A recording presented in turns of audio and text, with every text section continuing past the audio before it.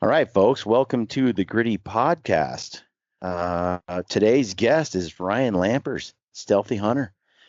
And man, lots been going on, huh? I think on today's show, we should cover your monster Coues deer you took in Arizona. Sure.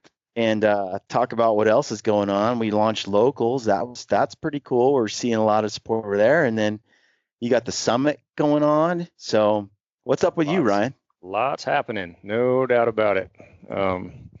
For it not being in hunting season, there's a lot of scheduling and planning as well. I'm basically cooking up my calendar right now to get all the trips for the year squared away, and then obviously doing a lot of e-scouting. That's kind of been my evenings. Get the kids to bed, and then it's a ton of e-scouting, looking at new areas and kind of searching through all my apps, and it's fun. It's a good time of year. But yeah, lots happening. My highlight right now my focus is the summits. We're just kind of neck deep in getting those all scheduled out, outlined. Got a great group this year. Good group of attendees and a really good group of presenters. And I think the format's really, really cool. These are going to be the best that we've had so far. And the property that we're on is fantastic. We're going to be rocking these summits this year. It's going to be a ton of fun in June. It's going to take up some time. I think I've got 12 days of summits this year. So, are you all sold out? How many seats you got left? You have some available still? Yeah. So it is interesting. Like when we launched it with the format this year, last year we were kind of critter specific. Like we had a bear summit and we had a deer summit, we had an elk summit at different times. This year, trying something different. We're doing more of a weapon / season specific. So we got that first event is the rifle. So we're going to be speaking to rifle. We're going to be educating and going through shooting and this and that. The next two are more of an archery focus. That middle summit that we've got is a combo event. So there's going to be a little bit of rifle shooting, rifle speak, also with a mixed bag of, 3D shooting. And we're going to be working with Joel Turner with the archery stuff and getting folks shooting better. And then just as the presentations come about on that Saturday, we'll be doing a lot more presentations just on kind of, from start to finish. I've got guys like Robbie Denning coming in. He'll be speaking to more of your rifle guy, late season. Then we'll have your Brian Barney types that will be speaking to early season. Bow hunting is his jam, and he will be talking to that. So we kind of have a mixed bag. And I really like that middle event because I'm not a purist. I'm not like all rifle. I'm not all archery. I like a little bit of both. And I think a lot of folks are now kind of in that camp, take advantage of what season gets you on a hunt that you want to do. And then our last summit, all archery. And so we're going to go, a little bit more focus on education on the shooting, the seasons. Going to be doing a big 3D shoot on those events. And it's really cool. I think, the last two summits are sold out. Those sold out pretty dang fast, which was a shocker. It was surprising to see how fast they went, which is great. And then the rifle event has a handful of spots left. I haven't even talked about it since we did our pre-launch back in January. I kind of got, we did the pre-launch for a week and had a really good push and got most folks signed up. And I was in Arizona at the time, so obviously that put a lot of pressure on my wife. I did what I could from down there, but you and I were down there. And then I kind of just haven't really gone back to it. So I need to do a little bit more to grab another handful of guys for the rifle event. But all in all, it's people have taken to it really well. Again, another year of being surprised and shocked with how many people are returning from prior years. These are going to be the 4th, 5th, 6th events, and I've got guys that have been to 2, 3 events in the past coming back for this year's events, which is which is really cool. And I think that we just got to keep mixing it up for those type people and making it different than the prior events. Well, it does. You build such a good community. You know, we launched our locals group, Gritty Stealthy Locals community, and I can foresee tons of dudes meeting each other there, and then going, hey, I hunt up here in, Montana, and a dude's like, well, I hunt in Idaho. Let's get together, man. I need a buddy to go on some of these backcountry adventures. Very few guys around here want to do that. And I can see guys meeting through the social platform. Yep. And you see that a lot in your summits. A bunch of people will meet, hang out, and they'll be like, dude, we need to hunt together. I don't have a hunt buddy. Oh, and, yeah. And those communities are forged and friendships for life. So that's a pretty, it's a cool thing to build these communities. It is. It's really cool. And I've talked about this before. I give credit to Train to Hunt back when those events were happening, and we were a big part of that. It's where I met you, in fact, over Washington's Train to Hunt. That community there, it was a small group of folks that would do these really hard things, struggle. There's some suck to it. So we all kind of respected each other for taking part. And, I've made some lifelong friendships throughout that community. Yourself, the Scott Carrs, the Dave Baronios, the Jesse Wise, all those guys, the Kentons, those guys will, forever be friends. That's kind of what we've seen with the Western Hunting Summit, with guys that have kind of met at the event. I've gone on hunts with this year. I've got a hunt with one of the attendees. He's been to 3 events. And I'm going to go on a hunt with him this year. Great guy, become a great friend. Last year, went on a hunt with a gentleman from a summit, and it's really cool because there's some just studs that show up. There's guys that show up. It's weird. There's like this mixed bag. There's guys that really know what they're doing. Like they're there almost more for the fun part, the experience part, and then to kind of mingle with guys like Barney and those type folks. And then there's the guys that are they're there to soak it up. Like they're there with a notebook, and they're taking notes on every presentation, and they're trying to soak up as much as they can. They ask a lot of questions, and they're really in that learning stage.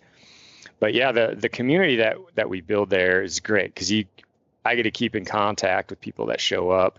And you mentioned locals, which just got kicked off. I'm hoping, and I can foresee that happening there as well. It feels like it's going to be a nice, smaller community. Maybe it'll be a big community. I don't know, but I think we'll be able to have a lot of interaction there, and we'll be able to make some pretty good friendships there as well. And hopefully folks meet, and maybe they'll find a great hunting partner through things like this, these smaller community events and places like locals. Well, I think what's cool, when you have like a Joel Turner there, hanging out with Joel for a day can completely change your life, because you hang out with someone that's an expert on shooting like Joel is, whether it's a bow, handgun, or a rifle, right? And he completely, it's a whole paradigm shift. So you see shooting in a whole different world than you used to be. It's like the scales fall off the eyes, and you can just take in this information, and all of a sudden you go from struggling year after year after year, making shots that count, to all of a sudden turning the corner and being like making shots that you keep missing year over year. And little things like that. Scouting with Mark Livesey, same thing. It's like you sit there and you bang your head on the wall, you go and you hunt, and you run into all these other people out there. You're not having success. You're not finding elk. And then you take Mark's online class at Treeline Academy, and then all of a sudden the world opens up. Your paradigm shifts, and all of a sudden you're able to find and get to places that others don't, and things just happen. I look back at 2014, 2015, 2016, and when we met for the first time, I look at the Brian then and then the Brian now. I've been blessed to hunt with dudes like you and others who are extremely talented, extremely capable hunters, and soak up information from them some people, legends like Bart Lancaster up in British Columbia, that I mean, just thousands upon thousands of animal kills and stalks, and there's no replacement for experience, Right. and to observe and to soak up information from them completely. I just like learning in general. I'm fascinated by, that's why I like podcasting. But those things also, you start to put each of those quivers, your arrows in your own quiver, and all of a sudden you're a lethal, skilled backcountry person or hunter. And that, I don't know, man, it's a great, it adds purpose to my life, Yeah. and I think you can get that when you put in that learning time, Yeah. Yeah. It's cool because, like specific to the summits, I've got like this wide array of people that show up. Like I talk about Brian Barney a lot because I love that guy. He's just a fun guy to be around. I'm a quiet guy. He's not. He talks a lot like you do. He's really positive. He's got really important stuff to say, valuable information. And the reason is because he spent a ton of time doing what he does. He's honed his craft. He is archery through and through. He's fitness through and through. He's a shooter through and through. He works on his craft. And so, like at these events, when you got Brian there to kind of just kind of shoot the breeze with and speak to freely, in between presentations, or, sitting down at a meal or hiking the trail, Yeah. Brian's a great guy. I don't know how he does it, but I mean, we'll be stomping up a mountain and he seems to not, like, he doesn't have to breathe harder when he stomps. He has a conversation like he's talking on the phone. Well, you're like huffing and puffing, kind of like, especially that first half mile of a hike. It takes a little bit for those lungs to get expanded. Brian's just like, he's already told you like 5 The word stories. is annoying. Is that it? Yes. Well, he's fit, man. He's so good at it. When I did the work, we were paired as partners to do that workout together at the Western Hunt Summit. And the first leg was run like a quarter mile or something, and then come back and do these air squats and burpees. And we start running, and he's like, I'll just do you a favor, basically, and keep your pace, just whatever, So, because we have to do it as partners anyway, so there's no point in him just blowing me out. So I'm doing the best. I'm trying to keep up because I don't want to be the guy that drags the team down. So we're running. He is not breathing. Like, he's just talking to me, and he's asking me, so Brian, how many kids and your wife? And I'm like, look, dude, I have to breathe right now. I can't be having a chit chat. Yeah. And so we go down and we come back, and it was effortless for him. So at that point, I was feeling pretty down on myself because I try to be really fit. But then we hit the burpees, and I was pulling him through. And I was like, come on, Brian, you got to dig deep, Barney. And it goes to show, like, fitness is on a lot of levels. But what I loved about it is, the friendship that we forged on that shared suffering, and the respect we have for each other. And the guy is the engine that doesn't quit. Like, that's a good I way to put it. wish I had that kind of cardio on running and climbing. I can do it. You guys won too. You guys beat the group that day, so you had a mission. He had a mission. You had a mission. I had. It's almost not fair when your partner is Brian Barney, though. That's true. It's almost not fair. I had guys, we've done quite a few hikes with Brian and at these events, and I heard somebody say, in fact, it was Brock, I believe. He's like, I was trying to get Brian to slow down because they were trying to tag this peak. I was trying to get Brian to slow down, so I tried to get him in these conversations and get him to talk more, and he's like, yeah, I figured that would slow him down because he'd have to talk, but it didn't slow him down at all. He just kept going, and he's talking, and he's like holding a crazy long conversation without breathing heavy. And it was really eye-opening for me to be so focused on having to breathe at the pace we were going, and to have Brian Barney just talk like he's standing still. It's just such a Yeah. It's just such a rude awakening. You're just like, well, I can tell if we had to really light out, I wouldn't have a chance because you're not even Yeah. working hard here. So He just it's gets after it, and he's like he's the guy I wanted first for these events because just of who he is, just for these reasons that we're talking well, my to. favorite thing about Brian is that he's um, uh, just positive. Yep. There's nothing negative that comes from him at all. There's so much positivity there. And one of the reasons I wanted to do locals was because I wanted to build a community where everyone's positive. I feel like there's a lot of negativity on the social platforms and out in the public square, and it's like people forget that there's a real person behind a computer and behind a screen. Right. And you see this vitriol and this hate and these politics everywhere, and it's like I don't want everything in my life to be about politics. There's so much, life is so much more than politics. There's so much meaning and depth to talk about and things that matter that are principles, Yeah. right and wrong, Politics morals can that be have pretty depressing, and it feels like you're beating your head against the wall these days. Everybody's got an opinion, and that's great, but you can get lost in those conversations with it's politics like these days. tribal. And I feel like, Yeah. what? The reality is on the hunting side, we all, there's a community we can build where we all agree on core things like treating people with respect, Right. conservation, caring about the animals, nature, the outdoors, forgiveness. I swear we live in a society right now where if someone makes a mistake, they're done. Yep. They're They're removed. canceled. They're They're canceled. canceled. And it's like, that's not realistic. People fall from high horses. Nobody's perfect. And I'm like, We all what, make mistakes, and where's for those that claim they don't, and it's especially prevalent on the Facebooks and sometimes IG, um, they're just lying to you. Everybody makes mistakes. We all make I, mistakes. well, and we were talking about that. One thing that's cool about building the locals community is if we make a mistake, we can talk about it in a film. You Mhm. know, if I don't make the best archery shot on the animal, I can be like, okay, I'm doing my best. I really truly am. And right now, you put something out like that, you see people publish something like that, and it's meant to be educational and real.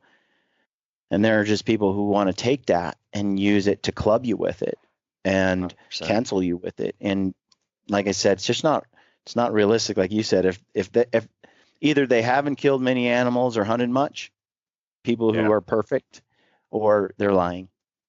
Yeah, it's sad in a way, and it's in this community. I wish it wasn't. It's in society though, isn't it? I mean, it feels like you could do 99% of the things right, respectable, and you do one thing, and people will just want to throw the book at you, and they just the cancel culture is prevalent in our community as well, just like it is in society right now, and it's kind of sad. It's really sad. I hate seeing it, but look, people do make mistakes. I think talking to it, as long as it's not egregious, now there's some things that I probably wouldn't forgive people for. There's a few Yeah. things out there. But people just want to tear you down. If you've had any success or there's any amount of jealousy, which is, again, prevalent throughout, they want to have that gotcha moment. And they're always looking, it feels like. Yeah. I've noticed that when I got into social is people are really just fishing and looking for something that they can hit you with the gotcha moment. Right. Like, Well, rather than sucks. assuming good intent on your part or my part or something or an individual's part, there's already the assumption of dishonesty and guilt in that person, and now they're just looking for something to confirm that bias. Right. They Right. and unfortunately, it's hard for me too. I try to exercise that all the time. It's like, okay, there's people I don't really care for that much in our space, but Yeah. I look at that and I go, you know what? I'm going to try to give that person some grace. Perhaps I'm just misjudging them. They do them. I'm gonna try not to judge them too harshly. and I think a little more tolerance and a little more grace, as we're all human, we're all going to make mistakes, would go a long way. That's why I like the community that we're building. Yeah. We I'm should talk excited about about it. that. I'm excited about it because it feels like a place where it's hard to explain, but I feel like we're going to get the right people in there, people that have an interest in having good conversations without all the nasty judgment, that's out there. I think for people who don't know what we're talking about, we put up we were just talking about how cancel culture is everywhere, and this negative, everything that we're talking about. Where could we put content, and where could we build community that's not on the current platforms? And the other issue was, right now I feel like I'm being silenced a little bit. If I say things that go against certain ideas or narratives, or if I disagree with something, I could just have my whole channel erased overnight. And when I had Jack Carr on the podcast a while back, he talked about the L ambush, and he's like, Brian, big tech has done the perfect L ambush. He's like, here's the ambush. The L ambush looks like this, right? And someone, they're coming down, they get trapped by the wall, and then your dudes come in from the side, and now they're flanked, and it's over. And he's like, the ambush went like this. Big tech came out, and they said, hey, just share all your photos of your family and all your friends, and put all your vacation and your hunts and everything out here, and just share it with the world. And then they came in, then you came in, and they said, hey, why don't you they put this little L ambush in place. Now put your whole business on there and your livelihood. And Right. If you think about it, without Facebook and iTunes and these free platforms, I could never have created podcasts and content. I probably would still be working at being as an auditor, because the entry fee into creating a TV show and putting it on your classic TV programs and all of that stuff was kind of out of the realm of possibility. But when we got these free platforms, which I love, the YouTube and the iTunes and podcasts, anybody can do it for almost nothing, right? Mm-hmm. And so people then rose to the top based on merit, not on buying their way in like the old TV programs, not on getting on there because they were richer than everybody else or had the right connections. Rather, it really made it possible for anybody that was willing to work hard and had skill to rise to the top. Well, you've seen that over the years, and as you rose based on merit and ability and skill, and for example, in producing content or a film that people relate to, in my based on what I've done, you see how it's worked. Well, now my whole livelihood, it's not just sharing photos of my family and hunts. Now my financial livelihood is all there. I quit my 9-to-5 6-figure job. I quit my old life. I went full time into podcasting, studying filmmaking, producing films, learning to interview better, produce content that people connect with. I've worked on partners and affiliate codes and selling products I believe in to people who want those things, that then supports me. And I built this whole model on that. Mm-hmm. And now I'm in this L ambush, because when they say, sorry, you don't get to talk about, this virus, or you don't get to say anything about the current state of affairs in the nation in any political way, or you don't get to talk about anything that you might disagree with based on how these organizations think you should talk, they can just kill your show overnight. Right. And so when I see something and I disagree with it, it's really hard to stand up for yourself and say, no, I disagree with that, when all your eggs are in that basket. It's a bad place to be. Years ago, when I worked at Standard Insurance Company, I was there like 8 years. when I first got there, I had been an independent contractor auditor for years, and I had been billing out by the hour. I'm entrepreneurial. I was on my own. If I billed, I got paid. If I didn't get paid.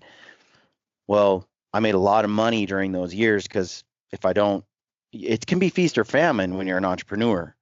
You get to keep all the losses, but you also get to keep all the gains. And I had a boomer a couple of years, and I put all that money in the bank, and then I got a job, and and I'm an auditor, and so I would audit the books, do statistical analysis, sampling, check processes within a business. And I was doing that for this company I was now hired at. And there was some illegal activities going on, or at least some covering up, or shifting of reality, and you do a statistical sample and you analyze it and you're like, okay, these are actually, you have a problem with this process. You had a failure rate of this. That means this control isn't working. You can't certify these numbers on these financial statements because this underlying control is failed. You have to disclose that publicly. It's a publicly held company. Well, when I did that and I found these findings, I had all these people within the company saying, my bosses saying, yeah, you can't do that. You can't say that. And I'm like, no, I have to. They're like, no, you can't say that, or we'll fire you. And I'm like, that's okay. That's okay. I don't need your job. I don't need your job. I can say whatever I want, and you're not going to make me back out on this by using this job as leverage, because it's not. Because I've engineered my life so I have the freedom to do what I want, what I believe, without you firing me. So, I mean, you can fire me, but that threat didn't work for me. But it worked on so many of my coworkers because they didn't have another option. They didn't have the savings. They were in debt up to their eyeballs. They were debt month to month paying those bills. And so that makes them so much more desperate and compliant, and they get pushed around. And I'm like, I'm looking at the situation right now with YouTube and these other platforms, and I'm going, no, I need a space that's not dependent on those. And I want to stay on those platforms as long as possible. But just like my old job, I want to have the freedom to say what I want. And if they can me, I'm not done. Like, I have some semblance of a livelihood and ability to continue on. But if I just give it all over, they're going to silence me like they do everybody, because they got you by the, short hairs. Yeah. For sure. Yeah. I mean, an example is like what we were talking about a couple months ago with Parler. I mean, you look at what happened to them. Big tech just decided, we don't really like that platform over there. We're gonna pull them, and they did, shut it down. And you just never think that could happen. And it's not like Parler was this radical area where there's a bunch of right-wing wackos. It was heavily leaning more right-wing for sure, or conservative, but it didn't discriminate. Didn't discriminate from any ideas. There could be very liberal ideas there. It could be progressive. There could be conservative ideas. But just the fact that there was more conservative ideas over there just pulled it. Just pulled it right out. There's an argument to be made when we talk about censorship. You're going to have people who say we need to shut down voices that say things that are bad. But the problem with that is, who gets to decide what is bad? Well, and we're seeing that with the fact checks that go on right now. I mean, so-called fact checks. I mean, your wife is a doctor creating the facts here. I mean, it's their opinion. Your wife is a doctor, and so all of this COVID-19 stuff that we're hearing all the time, and basically there's a set of doctors who are free to talk about it and a set of doctors who are not free to talk about it. And that's wrong. They're both doctors, right? They're both certified. We need all the voices to be able to speak. And the thing that concerns me with censorship, there is that meme you see going around that says, since when have the good guys, name a time in history where the people that want censorship were the good guys. Yeah. And I truly believe that good ideas rise to the top. The only time that people want censorship is when the ideas are bad and they can't convince people of those ideas. So they have to suppress the speech of the good ideas to replace them with the bad ideas. You wouldn't need censorship to shut your opponents down if you had a good idea. You really don't. 100%. Yeah, I mean, censorship has never worked out. I mean, banning books, censorship, free speech, it's never done well in history. And that's kind of where we're at right now. It's shocking that we could get to this point, but it's where we're at, and we're seeing it firsthand. Well, I did hear a lot about I did get a few people who wrote in and said, Brian, I don't like it that you and Ryan have gone to Parler and that you're posting there, and I feel like that's a right-wing nut job space, and I don't like it that you're putting politics into your show.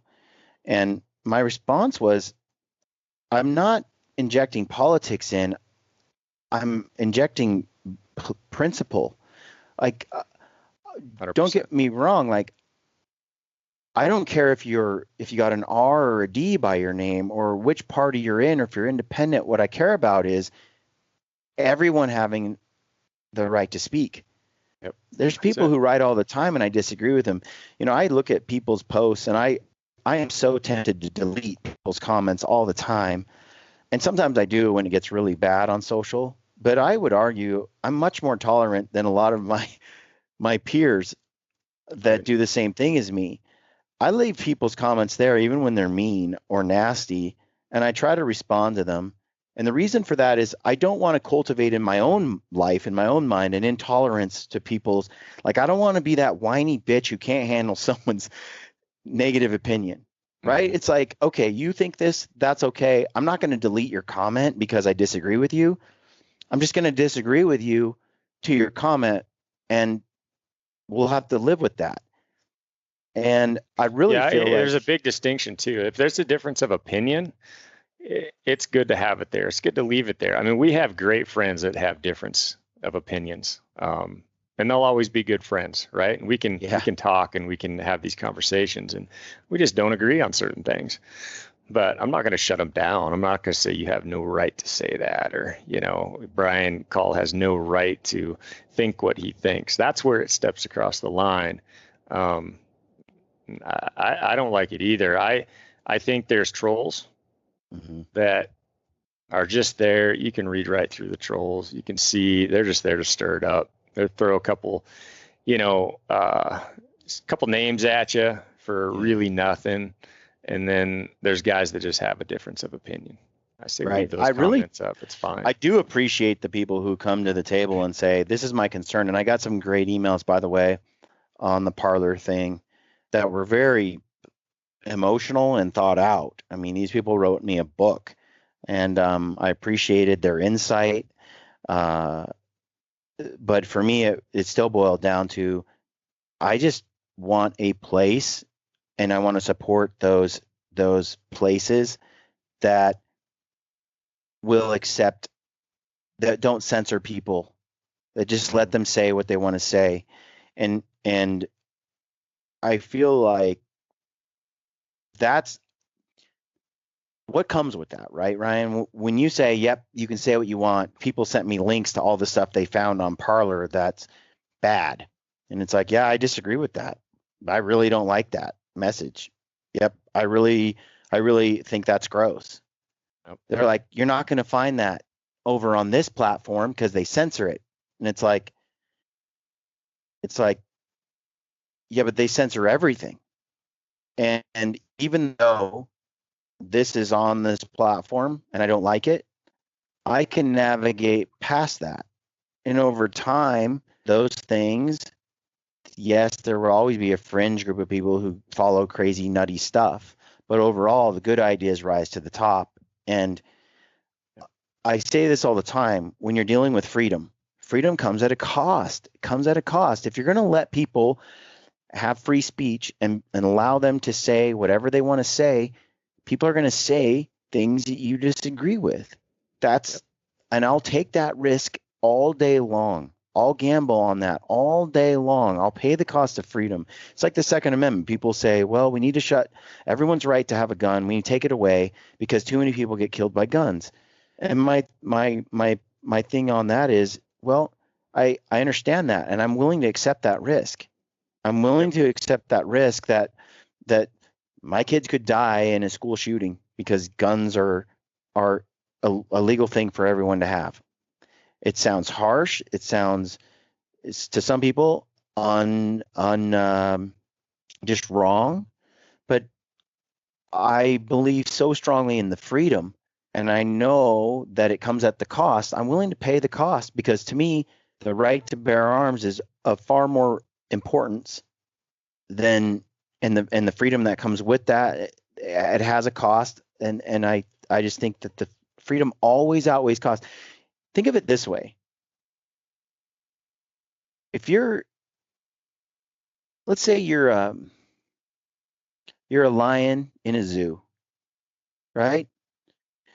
You don't have freedom, right? You're protected. If you get sick, a vet comes in and takes care of you, right? No other lion is going to come along and eat you alive or kill you or take your pride away. You don't have to hunt for your food. It's just given to you. Everything's safety in a little safety box, right? Now, the lion that's free, what does he have to do? He has to work hard every day for his food. If he gets sick, he could die. He'll probably die a horrible death out in nature someday. Other lions will probably eat him or tear him to pieces. There's so much that he has to fight for. Where's he going to get water? Where's he going to? Yet he's free. Yep. Yet he's free. And the freedom he has, that freedom that lion has, there's a cost. And that cost is all those things I just mentioned. Life is hard. The lion in the zoo, getting taken care of, getting everything's it's safe. He'll live to a ripe old age, but he's 100%. Not free. Now, if you were to say, well, which one is better? We all instinctively say, the free lion. That's how he's meant to be. The lion's meant to be free. He shouldn't be trapped in a cage. But then you're saying at the same time that you believe that the cost of freedom is worth it. And I wish more people would consider that when you're talking about human freedom as well, a free nation. The cost of a free nation is going to be things that we don't like. But it's better free like the lion than it is to be in a zoo. Yeah, I think it needs to be. I think folks need to think about that. Like you said, I mean, it does come at a price. The alternative is not a very fun life. When you're getting everything handed to you and taken care of, like we're a pretty independent country. That's why we are who we are. Unfortunately, a lot of those freedoms are easily stripped, especially right now. Just like you said, there's folks that want to say we can make your life easier. A lot of people buy into that. I don't want an easy life. It's not a very fulfilling, thing. It's an illusion. Yeah, it's just not where I want to be. It's not where I want my family to be. I think we all know secretly maybe that a better life is one that has worked hard, that is independent, free. That's how I want to live. And you're like, another example is we do these big trips, Brian. We could easily just stay home. we do some big trips that are pretty difficult. There could be a cost on one of these trips. Like, yeah, you could shatter a leg. You could take a spill. You could crash. Accidentally predator call a grizzly into your lap. You could call a grizzly into your lap. You could have a big old red lightning bear come in and eat your lunch. You could drown. There's a lot of things. But we do it because we want to live a certain way.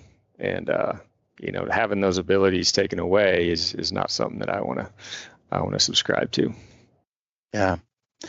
Well, we launched that gritty stealthy community over there, and if people join, we're gonna try to make it really worthwhile for people to join.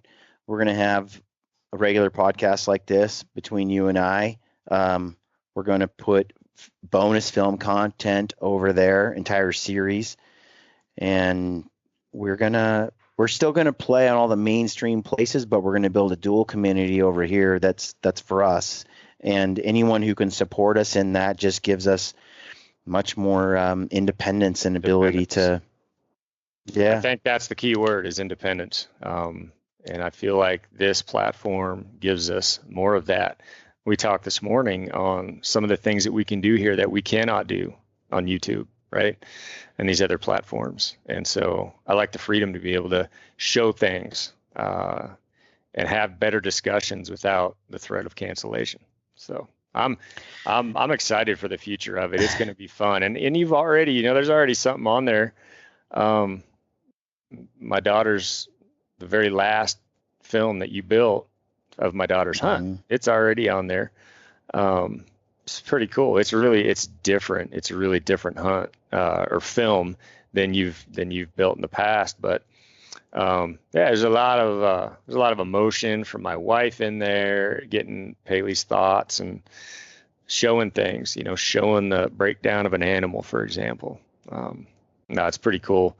And it's parked over there right now already. So yeah. And the way we built it is it's $7 a month, or basically it's $100 a year, I think is what that works out to be. And $7 a month, and you get access to exclusive stuff. Like I said, I think our plan is we'll have a whole bear series that's 5 or so episodes, a whole elk series, same. I think there's going to be a bonus of like 10 or 15 shows that are exclusive over there, while we still try to produce like 25 shows or 20 shows like we did this year on the public space. So and everyone who jumps over there and joins, it just allows us to have the ability to produce more.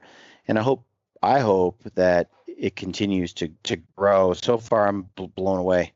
I mean, the number of people who have joined.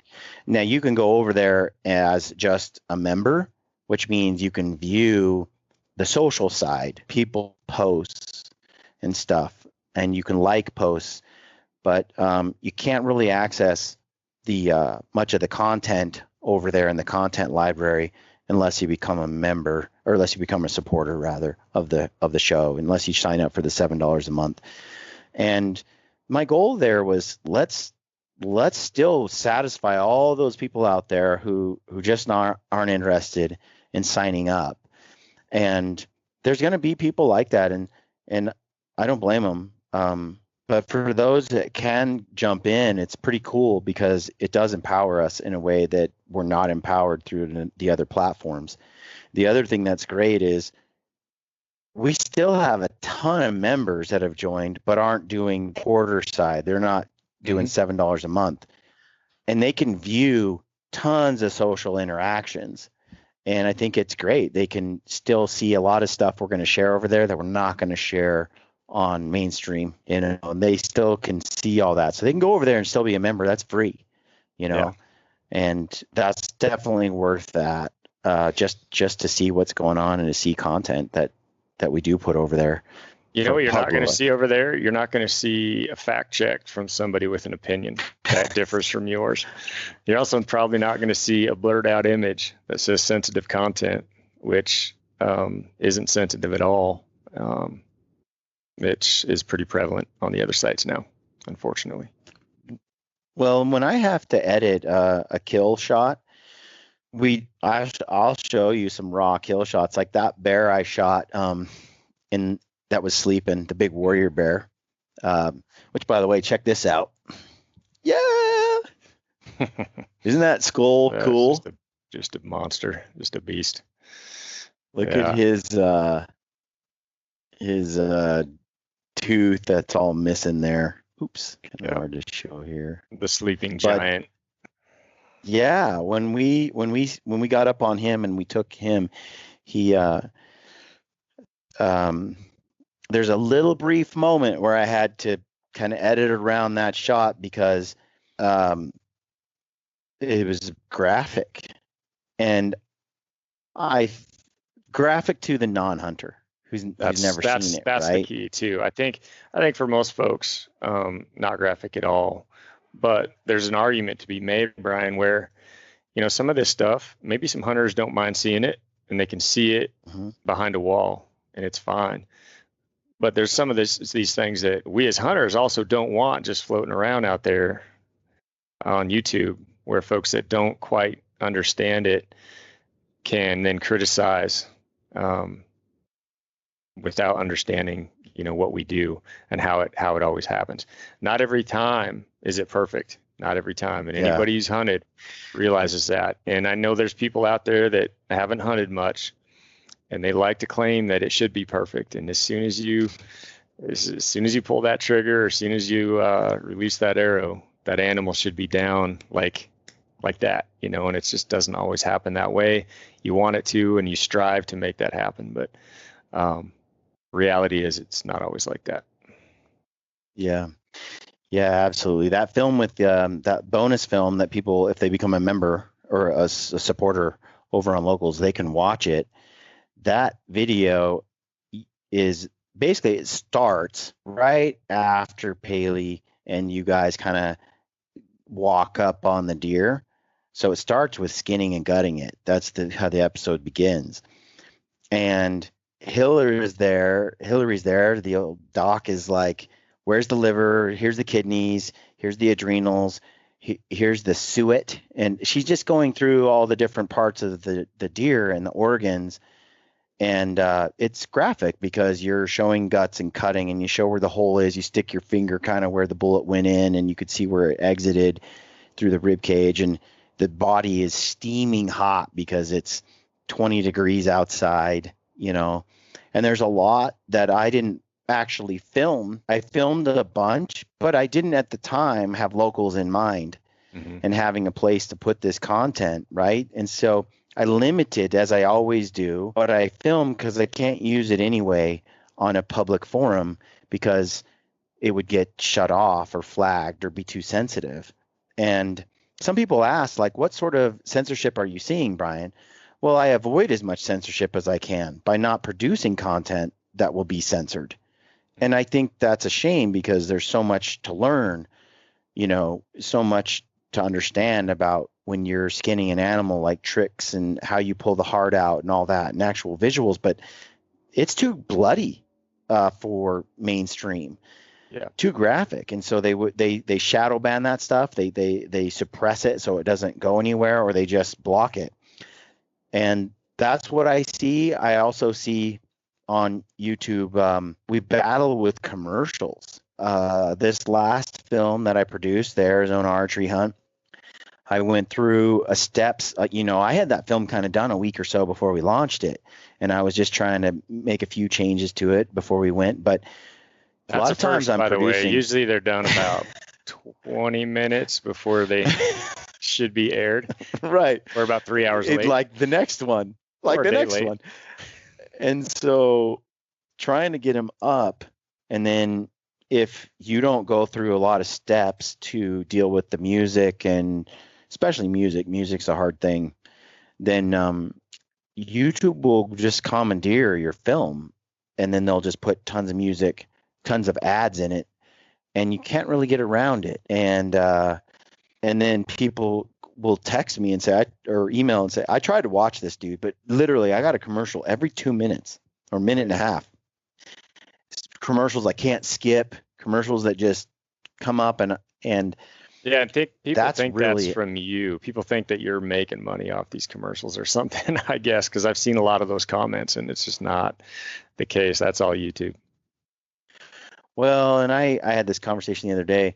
People think you make a whole bunch of money on YouTube. Those days are gone. Like for views, for a guy like me at the channel mine's at and the number of views we get, $200, $300 a month doesn't really move the needle. And that's my YouTube income. And if I were to monetize it, footage and stuff, I could probably make $600 or $700 a month from YouTube, which is something.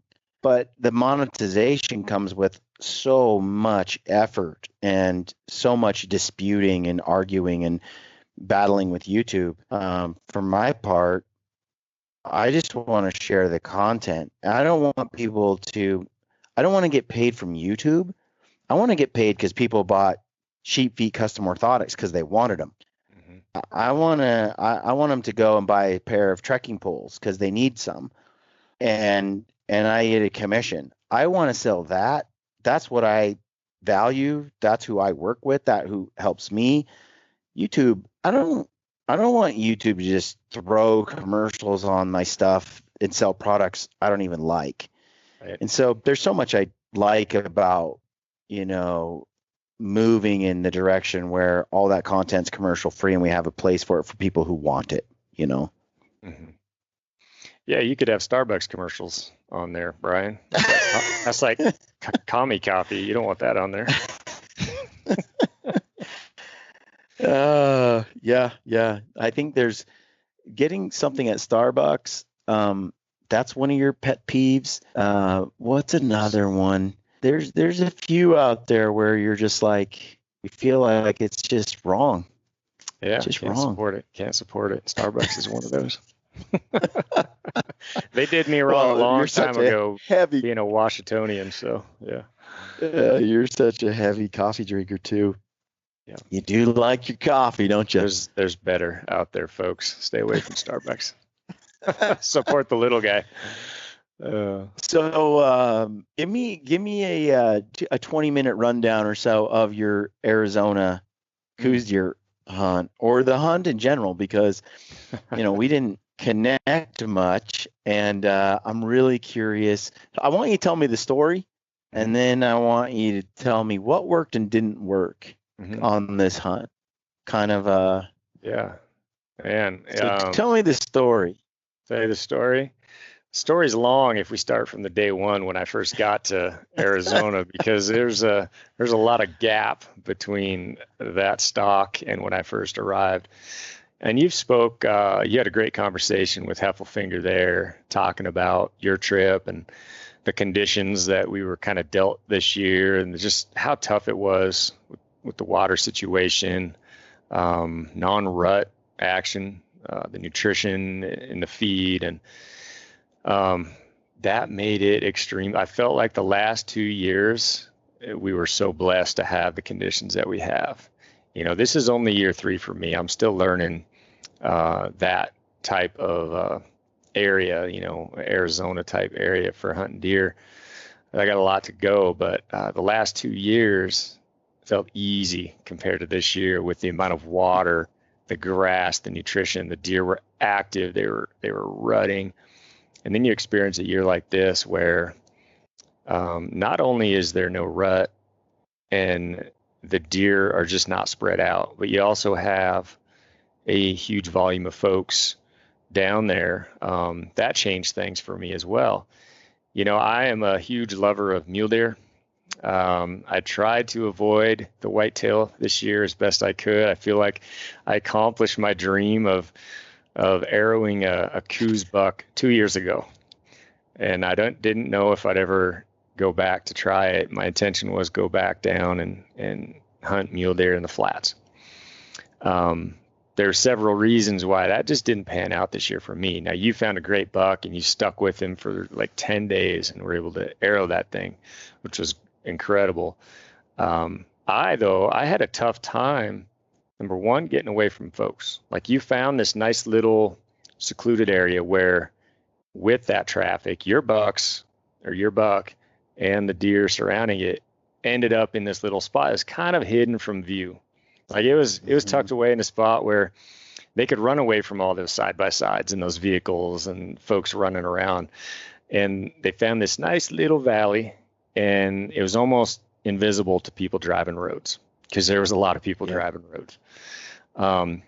And so I too, like, usually Brian, it's not that difficult to get away from people. Like you keep at it day in and day out. You just kind of move away from pressure. Yep. When you're chasing mule deer in the flats, it's really hard to do because there's roads everywhere and there's side by sides everywhere. Right. And I feel like I'd finally find this great vantage, and I'm looking around and I feel like, oh, this is going to be it. And I start seeing a deer or two, and then I look over, and the next knob over, there's 3 guys glassing the same deer I'm glassing. And it happened over and over.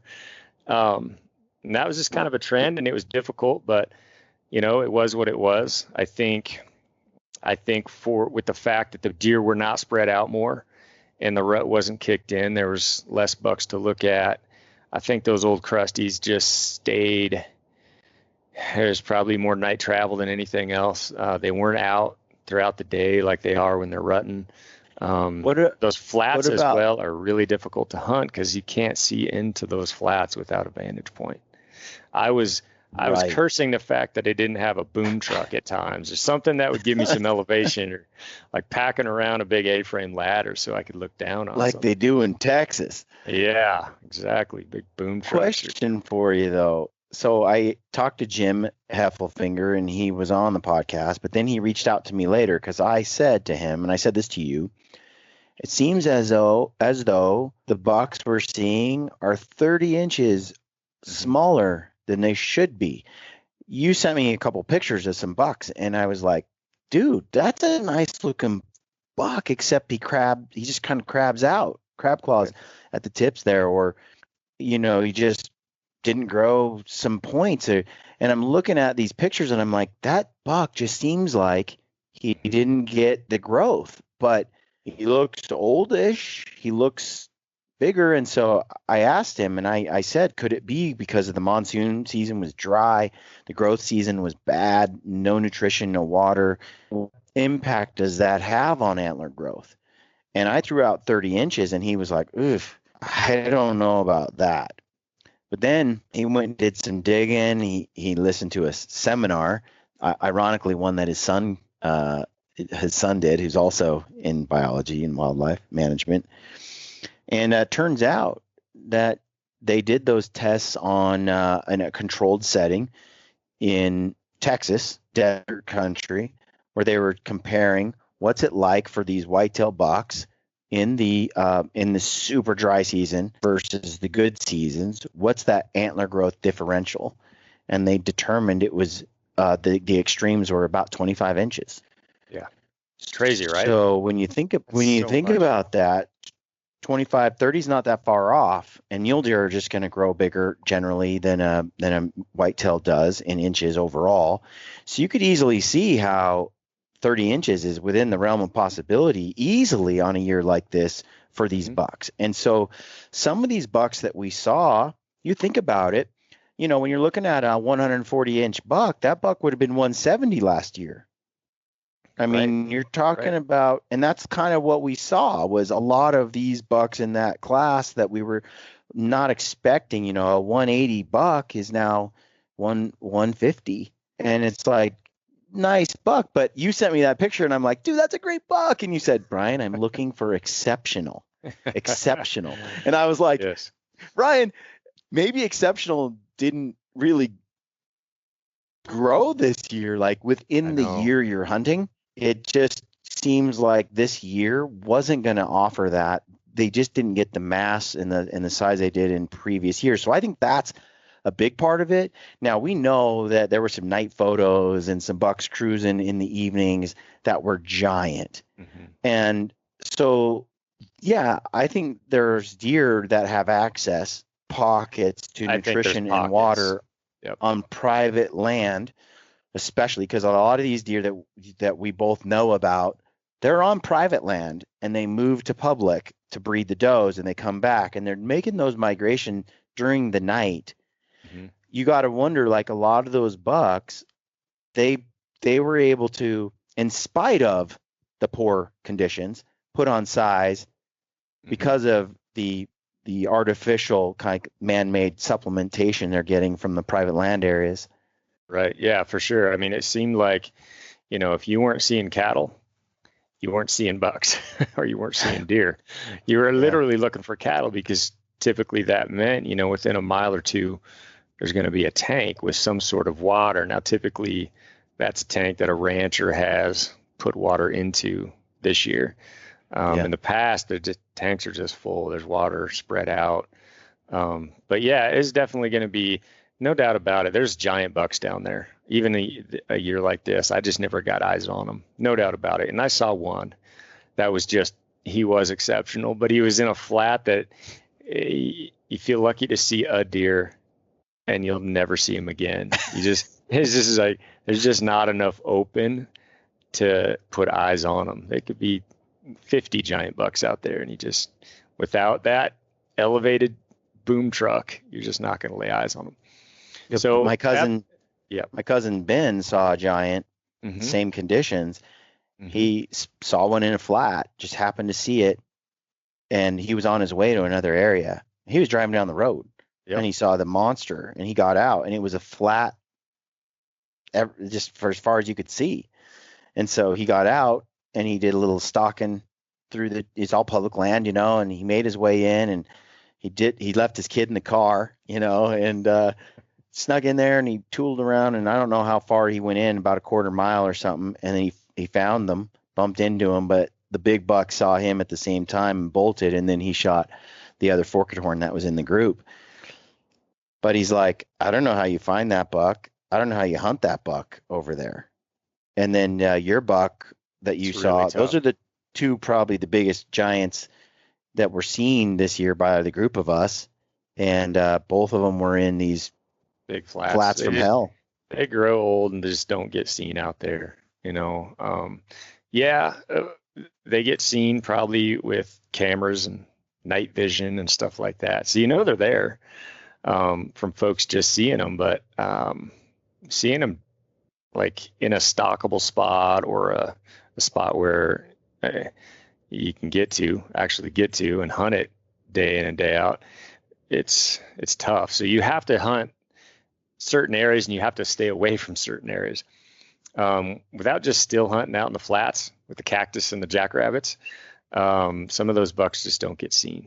And so, I burned a couple days just hoping and praying that while I slowly walk through these flats that I'm going to lay eyes on a giant and get in tight. But it really is tough. It's tough to explain. But overall, I feel like some of the bucks that I laid eyes on this year, maybe that was it. You glance across them and you've hunted enough. You just kind of glance across. You're like, you see him. It's a 4-point. Okay, he just looks like a middle-aged, 3.5-year-old buck. Maybe it was a 5.5-year-old buck. Maybe it was bigger on a typical year. Maybe last year he was a 170-inch, 180-inch giant, and this year they're 150 or whatever. Maybe that was the case. And it probably was. Because the alternative, Ryan, is they all just died or they just only moved at night.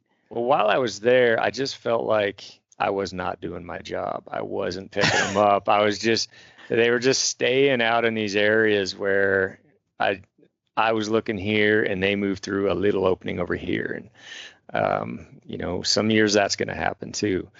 And, but I spent a lot of days down there, as did you. I covered a crud ton of country and it was tough. I've mentioned to you, I feel like this year was also a blessing because this was a year where I learned more country than I would probably have learned in 10 years on a good water year, where the deer were doing their typical. And I learned a lot of areas this year. I saw a lot of different ranges, bebopped down a lot of roads that got me to some spots where I really look forward to going in the future. So it was a great learning experience. But yeah, in the end, there was a lot of frustration on those mule deer. Just finding one that felt right, and then it was just tough to see. Like I said, I saw one monster, like holy smokes, that's a buck. And then I saw plenty of just kind of what you'd typically just say is a mid-range, middle-aged deer. But again, a lot of these are at a long distance, and maybe it just didn't have that wow factor because of the year that we were in. And they look like a 150. Maybe next year they're a 180, or last year they were a 170. It's hard to say. It's hard to say. You know what really hammered home, I mean, other than my own experience, observing and trying to hunt this year compared to the previous years I'd been there. What was this year? Was this year 4 for me or 5? This is 4 for you. I think this is 3rd for me. Yep. And so, the other 3 years were utterly different than this year. I mean, it was like a different hunt entirely. And so I noticed it firsthand, but also I knew that you were going to put in the time because you've seen now the potential for a giant mule deer. And once you saw that, you just didn't have the heart to hunt Coues deer. You just didn't have the heart to chase Coues deer when you know what kind of mule deer are out there. And you're looking at a really giant, beautiful, respectable Coues buck. And then you turn around, do a 180, look down in the bottom, and you see a respectable Arizona mule deer buck with dark horns and a 28, 29-inch spread. Yeah, I'm going that direction. And I only saw one buck with my own eyes that I would say was quite a bit bigger than the one I took, bigger than the buck I took, and could never pick him up again. Maybe somebody took him. I didn't know. Sure. I don't think so. I think he's still roaming somewhere down in there. And then, like you said, you saw like one that you would have been happy to take, and all those weeks you didn't see anything else. And you did, but the thing about it was the Coues deer bucks, you're still seeing some big old Coues on this drought year. There was a handful we picked up. I was like, they're still not as big, I think, as they would normally be. Sure. But there were some nice Coues deer bucks. So, and even the Coues deer, like typically we're getting there in a time frame where those Coues are starting to ramp up the rut, right? That wasn't the case this year. It really wasn't until we had a snowfall that happened. We had some rain, we had some weather come in, we had a snowfall, which is really weird. Like 3 inches of snow. I was parked on a mountain, felt like I was in the mountains of Colorado, glassing, sage flats because all that snow, which is just not something that happens a lot. But that was a switch that immediately those Coues turned on. The muleys that I was watching turned on, and then it felt right. And then there was rut action. But up until that point, that was late in the season. That was not many days of season left. I know. And I mean, look, I'll be honest. I was down there. I think I spent a total of 20 days down there, Brian, something like that. Now, I did fly home for my daughter's birthday. Yeah, because for a few days, that's right. I wasn't going to miss that.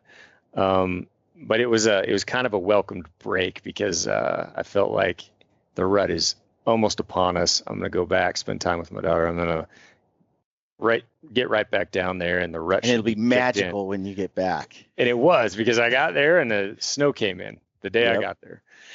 And so that made a big difference. But still, I wasn't seeing giant old class muleys that I expected to. But the Coues really turned on, and that flipped a switch in them. And you're right. I mean, but the thing about the Coues deer, Brian, is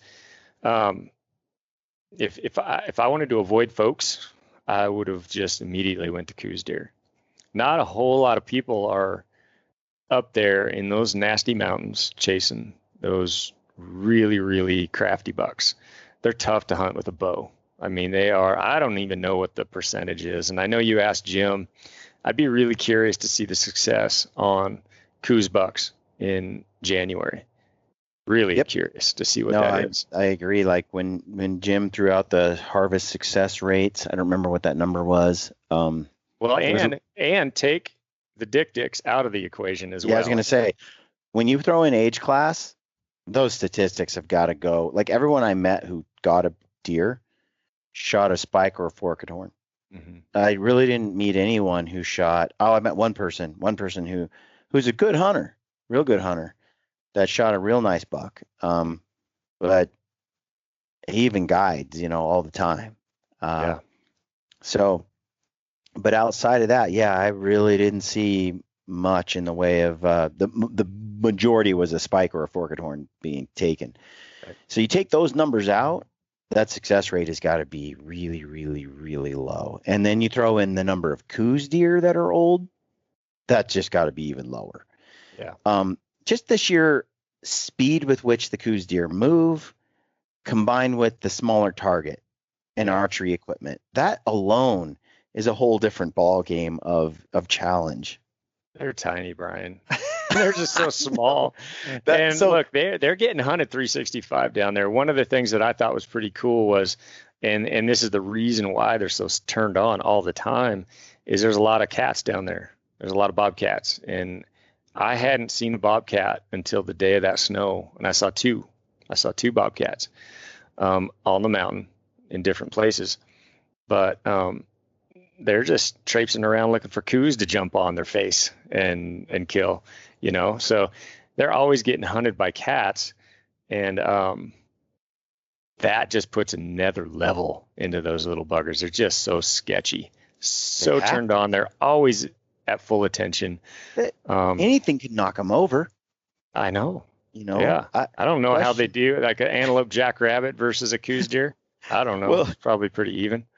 My question, so I want to know what went on, the inner struggle, the inner turmoil, the inner decision making that went on in your head as you formally and officially decided to let the mule deer addiction subside and put your tag on a coos deer. Look, there was a massive war going on in my brain. Even though the mule deer started to do a little rutting with that snow, days were getting limited, and I could spin around and glass up into those rocky crags and see coos deer, and they were starting to be active. And it's thing about that's really fun about coos deer is usually you'll see quite a few of them. Now they're in some pretty gnarly country sometimes. They're also in some really easy country. Like there's some better stockable rolling grassland type country that, oaks and things like that, probably better for stocking. You'll also find more folks there though. It's those rocky mountains that are just snarly. Coues deer are so small. They just don't jump out. They just blend in so well. So yeah, I avoided it as long as I could. And then eventually it's like, you know what? There's some pretty dang nice coos up there. And at least I'm seeing bucks rutting does, like breaking a doe off and then just doing what whitetail do. And they just get all schizo and they're just erratic when they start chasing a doe.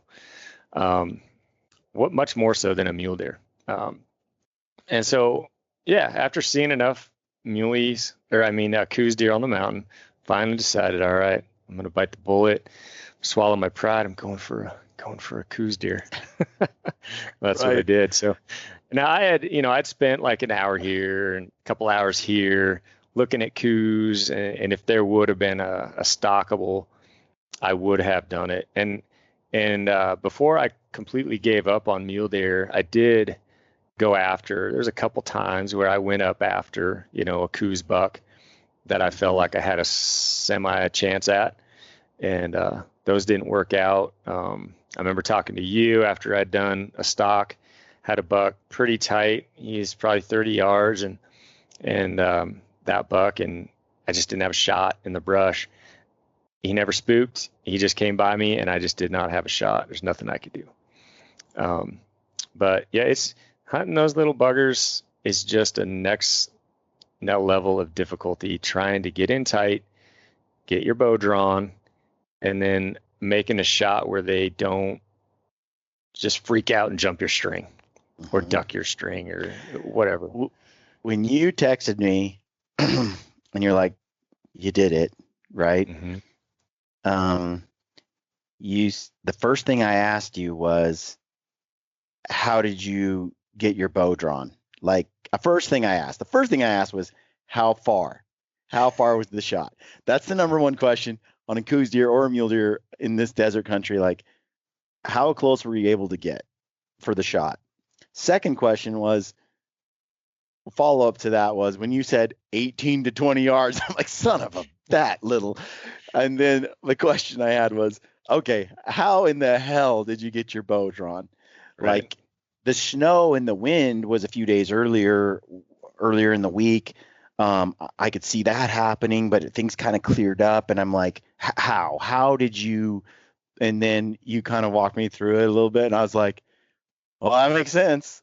Yeah, I mean, the prior buck that I took a couple years ago down there, I had the gift of a wind, like a steady breeze that was loud. It got me to get in position, and it was a huge benefit. It is the only reason I killed that buck that day. I wouldn't have gotten to where I was without that stiff wind that day. And that was another buck that I ended up shooting that buck at 18 yards. And now that buck, with the wind and everything that was ripping through there, and he was completely focused on the doe. There was no jumping of string. There was none of that. Just a shot that he didn't hear, and he didn't go far. This one was completely different. There was no wind. I basically put myself in a spot, hoping and praying, because I'd seen these deer go through this spot before multiple times. It was just this little saddle, swale, whatever you want to call it. I say swale. You correct me and say saddle. It was a saddle that they would use quite often. And I had watched this buck for a pretty good amount of time, and he had just following this one doe, this one hot doe. So there wasn't a big number of deer. You had 30 does in your spot. That's pert near impossible to just sneak in on when you have that many eyeballs. I felt pretty good about this one because I had watched these deer use this saddle going back and forth. The buck was just dogging this doe. So I got myself up in there with it wasn't windy at all. It was pretty quiet, but it wasn't dead still either. And so I got into that position, and it was just a sweet little draw because the deer had used this saddle so often that there was a trail, but it was coming through that oak brush. And, you can't get a shot in that oak brush, but the trail was such that it was like it kind of gave them a little bit of freedom to go through it without just getting obliterated with all the stickers and all that stuff that oak brush gets you with. So I got myself in a position, kind of set up. There's a kind of a little boulder field. There's a couple big rocks there. And, I sat on that buck and watched him for a long time. They were bedded down, and he got up and he fed around, and that doe decided to finally start working her way towards where I was. And I knew that was going to be the best opportunity that evening. And sure enough, man, I mean, you couldn't have scripted it any better. That doe starts, she hits the little cut that I'm in, and I'm sitting on the little nose of this swale, and then the big mountain is in front of me. And she starts coming up, and I've played this out a million ways in my head, like, how am I going to get my bow drawn? Because from there to where it's got to get to where I get a shot is a pretty significant distance. I had a rock, but it wasn't enough to keep my movements like completely covered up. So like I told you, I had to draw my bow so early that that doe had to go completely past me. And that buck, fortunately, was probably 15 yards, 20 yards behind that doe. And so he let her get that far in front, fortunately. If they would have been, nose to butt, I don't know if it would have worked out, because I had to draw my bow, and that buck, it takes it so long, like it stops in that oak brush, and I'm holding and I'm holding and I'm holding. And look, I don't have like, I figured it felt like it was much longer than I've ever held my bow at any point in my life. And I've done these minute holds, right? You Yeah. hold it for a minute and then you settle in and you take a shot. We used to Yeah. work on that quite a bit, and it's kind of a fun little drill. And I held that bow for way, way, way longer. I felt like it was 3 minutes. I don't know. Maybe it was two, but it felt like ridiculous to where That's I'm 2 is not looking still at long. anything. I'm just holding it straight. I've got my back as tight as I can get it, just keeping the pressure and making sure that arrow I just didn't let down. And yeah, it was rough, but that buck ended up putting its head down, kind of crawling under some of that scrub brush.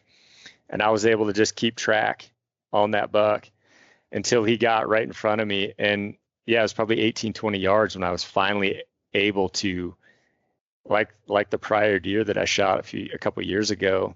As soon as I made like a quarter second of noise, like just a little bit of noise to stop it, I was releasing that arrow at the same time. It was like, You're kidding. synced.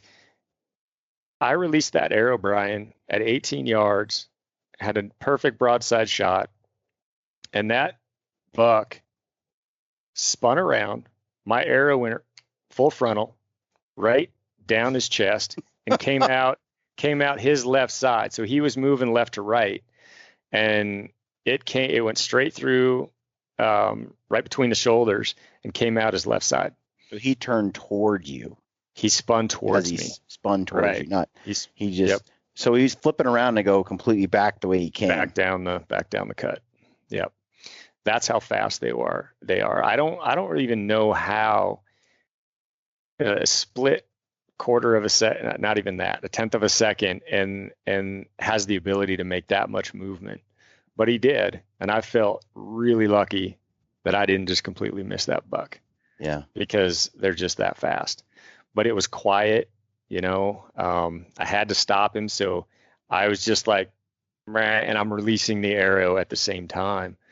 I felt like that was my only chance at a Coues deer, and I still feel like that's the only chance you have at a Coues deer. You can't just stop him and then shoot.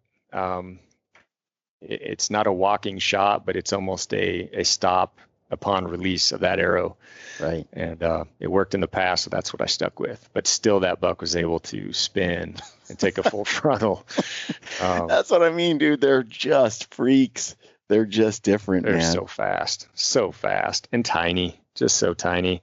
So yeah, anything outside of 18 yards, and I don't know, man. If it's quiet and there's no breeze, yeah, But I could easily see them jumping string. I shot my Coues last year at 64 yards, and or 63, somewhere in there, and I used the Garmin Zero to get that single pin, and I had been shooting with the target, dumping it out the truck every day, and I was shooting a lot, day after day, lots of arrows downrange, feeling really good about my shot.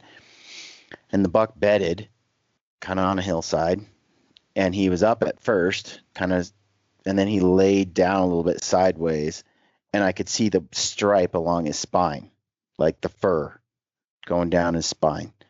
And he was just lazy laying there. And I was like, well, it'll be hard for him to jump up, being bedded like that.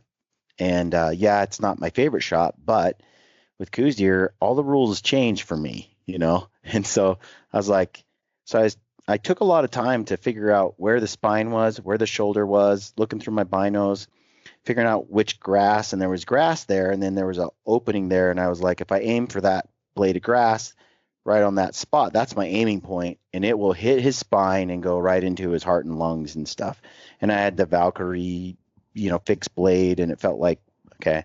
And I've been hitting softball, baseball size like crazy out to 65, 70, right in that range. really confident in that.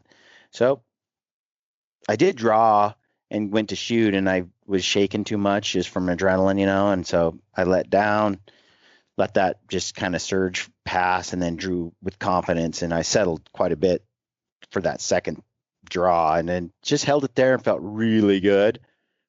Sent that arrow, and that buck was laying there sideways, and he heard that arrow, and he was like, his head whipped up, and he started to get up, and that arrow hit him in the spine, and he was dead.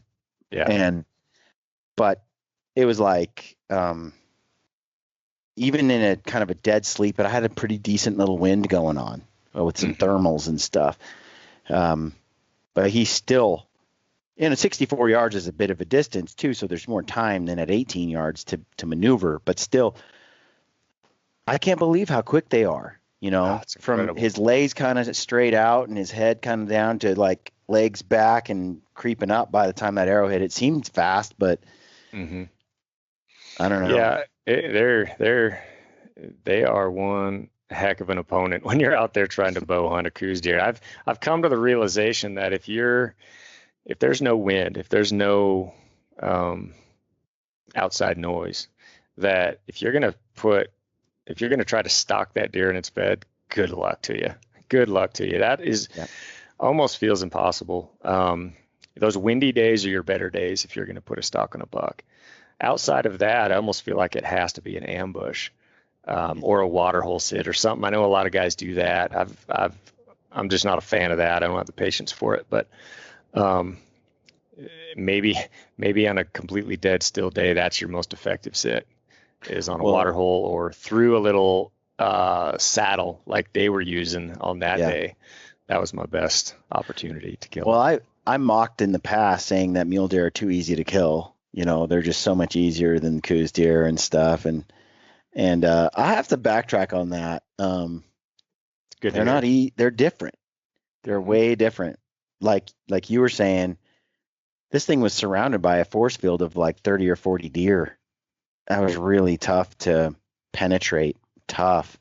And that many eyes and ears, and they're not skittish and jumpy like Coues deer, but they were very, very alert, and they were always scanning. And I was like, it was just a different kind of challenge compared to a Coues, but still just tough.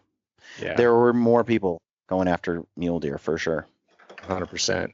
Yeah. It was eye-opening to see the amount of folks down there this year. But I know one thing. When I got that arrow released and watched that buck go down, I felt like I had accomplished the most impossible task because that's, mind you, this is so many days in. We both hunted really hard and spent a ton of time, multiple, stocks and whatnot. It's just like, I felt like I had accomplished the world just getting the arrow into that Coues buck. It was something.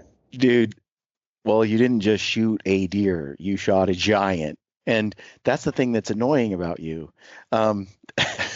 Question. Did you feel, I just want you to say yes to this question, but, just be honest. Did you feel any added pressure to kill a deer after I killed a deer? Yeah, of course. I knew at that point, look, I can't just go, shoot a forky. That can't happen. Still had every intention on a mature buck, but I knew the only way to beat you a little bit. Now I can't just shoot like an average mule deer. It has to be a great Coues buck or something like that. So I know. But I sat there and I thought, literally, when you sent me the picture of your Coues deer, I was like, he can't ever let me just. It still haunts me the day I rolled in and did the impossible with a Coues buck in Randy Newberg's camp at the hacienda, and everybody's like, yeah, and then you roll in 20 minutes later. Everybody is just what I did was completely forgotten. It's so funny. It's funny because it just happened that way. That was the buck that I had the best opportunity on, and he just happened to be a great buck. At that point in the game, I was definitely shooting for mature, wanting to do that, but the days were numbered. This is basically last day. So yeah, it just happens that way. He looks bigger to me than your first Coues deer. Is he? He's different, really different. Now, if you remember that first Coues, he kind of had like a basket, nice heavy horn, but it almost looked like a blacktail. Yeah, he didn't have a whitetail look to him, which made him extra cool. Looked like a blacktail. And then this one looks like your classic, sweeping beam to the front and then tines up.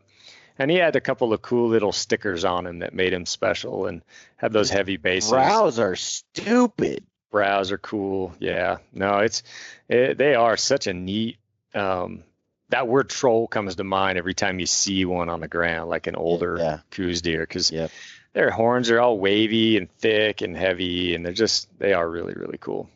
Lots of respect for those Coues deer. I have a few more questions for you. I'm going to ask you a little more about what worked and what didn't work, recommendations for dudes that are in a similar situation, how you're going to apply what you learned this year to next year's hunt.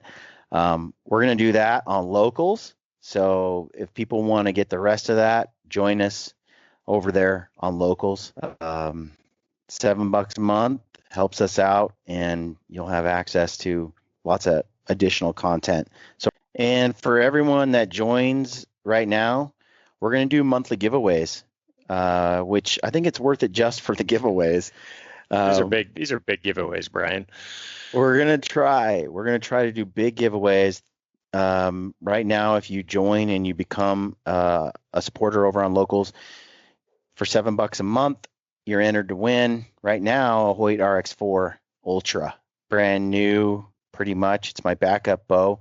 Just shot a few arrows through it, and we're gonna give that away. If it's not the right size, we're gonna get you the right size.